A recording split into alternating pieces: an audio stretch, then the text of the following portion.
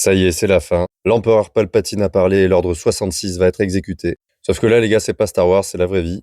Et Christine Lagarde, qui représente la Banque Centrale Européenne, vient d'annoncer que ça y est, l'euro numérique, donc la monnaie de banque centrale, va être lancée en octobre 2025. Et je vais t'expliquer tout de suite pourquoi ça me fait bondir et ce que tout ça signifie. Mais avant toute chose, abonne-toi pour ne rien rater autour de la crypto et surtout réussir dans ce monde en étant bien informé. Alors, une monnaie de banque centrale, qu'est-ce que c'est?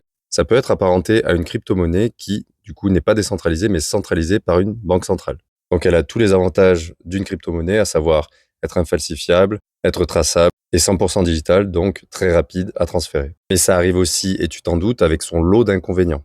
Le fait qu'un organisme aussi puissant ait la main sur tout l'écosystème fait qu'on peut tout imaginer en termes de contrôle. Tu ne pourrais évidemment plus utiliser ton argent comme tu le veux. Imagine seulement qu'il y a un embargo sur un pays, par exemple. Eh bien, on peut interdire digitalement aux gens d'acheter toute forme de produits ou de biens venant de ce pays. Aussi, on peut introduire et imaginer la notion de périssabilité de tes actifs. Si par exemple tu touches 2000 euros par mois et que à la fin du mois, si tu as plus de 1000 euros par mois, eh bien le reste peut être brûlé par exemple, donc détruit. Et c'est pas du tout fantaisiste ce que je dis, c'est quelque chose qui peut pousser à la consommation par exemple ou à l'investissement dans un pays. Et si tu penses que je vais trop loin, je t'invite à aller regarder ce que la Chine a fait avec son yuan numérique. En fait, avec un système pareil, on peut imaginer toutes sortes d'atrocités, comme l'impossibilité de s'enrichir personnellement ou même d'épargner. Et toi, t'en penses quoi?